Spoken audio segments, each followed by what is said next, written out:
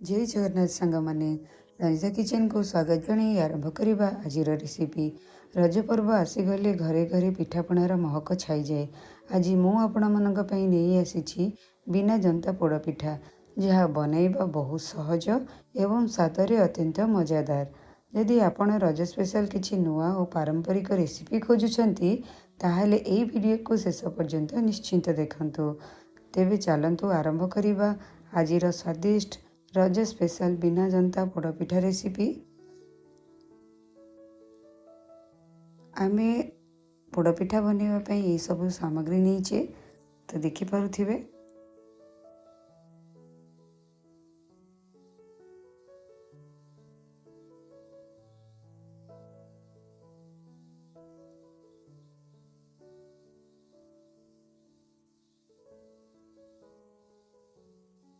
एठी मु नेइची भिजई थिबा अरुआ चाउल जोटा को 3 ରୁ 4 घंटा मु भिजई के रखी थी और गोटे ग्लास ही नेइची।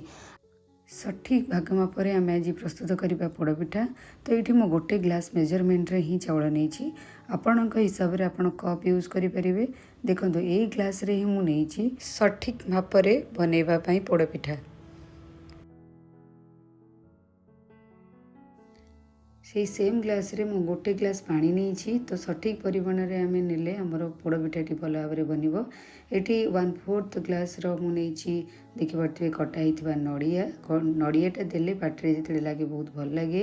ये नहीं कोराई नड़िया हाफ ग्लास। तो आपण मैंने देखिपे जगह मुझे माने गुड़ मु नहीं 300 ग्राम चूड़ा नहीं मुझे देखिपे 1/4 ग्लास। तो चूड़ाटा देले हमर भल सॉफ्ट बनी थाए। ये घी नहीं मु 2 टेबल स्पून स्वाद अनुसार लुण। मसाला प्रस्तुत करने मुझे नहीं देखिपे पान मधुरी 1 टेबल स्पून नहीं 3टा गुजराती नहीं मु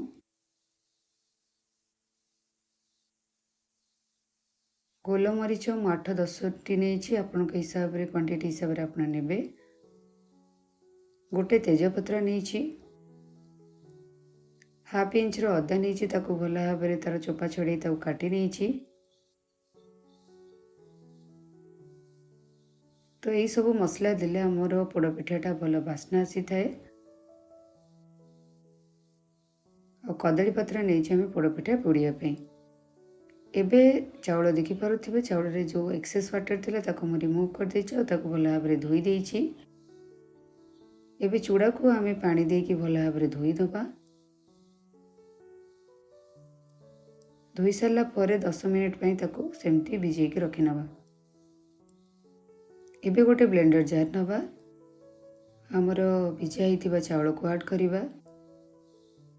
चूड़ा भी आम रखी चूड़ा को ऐड करवा। चूड़ा को आम ऐड कले बहुत सॉफ्ट बनी थाए पोड़पिठा जेहेतु आम कौन खाइबा सोडा ऐड करूनी। एबे नहीं आम कोराई नड़िया ऐड करवा। मसला आम जहाँ भी रखी गोटे टेबल स्पून रखी आम पान मधुरी ताको ऐड करवा। कटा अदा को ऐड करवा। गुजराती ऐड करवा। गोलमरीच को आम ऐड करवा। अध कप पानी दबा। देखिपे ये ग्लास हिसाब से अध कप पानी नहीं भल भाव में ग्राइंडिंग कर देखिपे ये गोटे भल फाइन पेस्ट बनी जाइए। गुड़ मेल्ट करने मुझे गुड़ नहीं देखो हाफ ग्लास पानी नहीं। तो ये गोटे डिश नवा से मीडियम फ्लेम रे रखा एवं आम गुड़ ऐड करवा। गुड़ रे बे आमे जो हाफ ग्लास पानी रखी ताको ऐड करवा और ताको भल भाव में मिक्स करवा। ये भाव में मीडियम फ्लेम रे आप ही रखिए, हाई फ्लेम करें। तो ये देखो आमर गुड़ भल भाव में मेल्ट हो जाए। आम बैटर को ऐड करवा गोटे डिश रे कि बाउल रे एवं आम गुड़ पानी जोटा रखी थे ताको भल भाव में फिल्टर करदे गोटे छना साहाय्य गुड़ पानी को बैटर रे ऐड करवा। देखो जहाँ भी खदड़ा अंश कि जहाँ भी थिला सब बाहर जाइए। एबे ताको भल भाव में आम मिक्स करवा।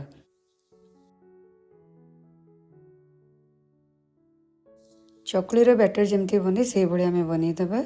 एबे से आमे ऐड करनवा स्वाद अनुसार लुण मु 1 टेबल स्पून नहीं तेजपत्र को खंड खंड करके एमती ऐड करने कटा होता नड़िया को ऐड करनवा आउ भल भाव भाव मिक्स करनवा 1 टेबल स्पून घी ऐड करनवा घी को भल भाव आण सहित मिक्स करनवा एबे गोटे प्रेशर कुकर नवा मुझे 3 लिटर प्रेशर कुकर नहीं मन रखिए थिक बेस वाला ने आप डिश नियंतु कि कड़े नियंतु आ घी को ये भाव में आम प्रेशर कुकर रे ग्रेस करनवा ताले चारिपटर जमती आमर पोड़ पिठाटा छाड़ीज एवं आम जोटा रखी कदली पत्र ये भाव में आम सजाड़ी नवा मुझे छोट कदली पत्र थिला बड़ कदली पत्र आपन नेबे ताले भल आपनकर पोड़ पिठाटी पड़िबो आ ताको टिके निआरे सेकीदेले कदली पत्र जमती चाहिए से भाव में आपनकर रहिबो एपट सेपट हबो नहीं। तो एबे आमे 1 टेबल स्पून घी पकईकी भल भाव में ग्रेस करनवा कदली पत्र को ताले आमर जो पोड़ पिठाटा पोड़ीज भल भाव में बाहरी जीव एवं आम बैटर को ऐड करनवा और टे भल भाव में सेक करनवा चारिपटर जमती भल भाव में सेट हो एबे आमे गैस फ्लेम ऑन करवा ताको 5 मिनट हाई फ्लेम रे रखिबा एवं तार ऊपर थिबा हुइसिल को आमे बाहर करनवा 5 मिनट पर तार फ्लेम को आमे लो करनवा एबे 50 मिनट हो गलानी मु देखुतली टिके टिके हमर कंचाड़िया थिला मझी अंशटा एबे 1 घंटा पर मु देखिली भल भाव में सीझी जाइए एमती फर्क किंबा आपण टूथपिक साहाय्य चेक करें देखो भल भाव में सीझी जाइए। तो एबे आम तो 1 घंटा ठंडा करने छाड़ीदबा देखो आपड़ केते सुंदर आमर पोड़पिठा बनी जाइए छुरी मध्यम ये भाव में आपड़ टी मारिदेवे ताले भल भाव में से छाड़ीज देखो किसी भी प्रेशर कुकर लगिनी पोड़पिठाटा आमर भल भाव में बनी जाइए बिना चुली रे ये भाव में पोड़पिठा घरे बनातु पोड़पिठाटी बहुत सुंदर बनी देखिपे तार सबपट केते सुंदर भाव में पोड़ी जाइए। तो पोड़पिठाटे टिके पोड़िले ही तार स्वादिष्ट लगे तलपट भी देखो भल भाव में भी पोड़ी जाइए।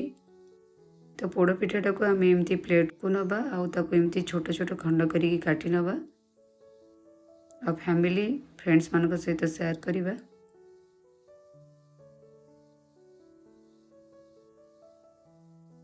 एमती काटी नियंतु आ निजे खातु देखिए बहुत टेस्ट लगे देखो केते सॉफ्ट भी होइछि भल भाव में सीझी भी जाइछि एबे गोटे प्लेट रे नहीं सर्व करी नियंतु आ निजे एंजॉय करंतु। आशा करुछि आजिर ई रज स्पेशल बिना जंता पोड़पिठा रेसिपी आपण मानकु निश्चय भल लागिथिबो। जदि वीडियोटी पसंद आसी थाए तेबे वीडियो को लाइक करंतु आपणक परिवार और सांगमानक सह शेयर करंतु एवं मोर चैनल रंजिता किचन को सब्सक्राइब करी पाखरे थिबा बेल आइकन को दबाई दियंतु जहाद्वारा एभली स्वादिष्ट ओडिया रेसिपी नुआ वीडियो सबुठारु आगरू पाई परिबे। देखा हेबो परवर्ती वीडियो रे से पर्यंत भलरे रुहंतु एवं रज पर्व को आनंदर सह पालन करंतु। Thanks for watching bye bye.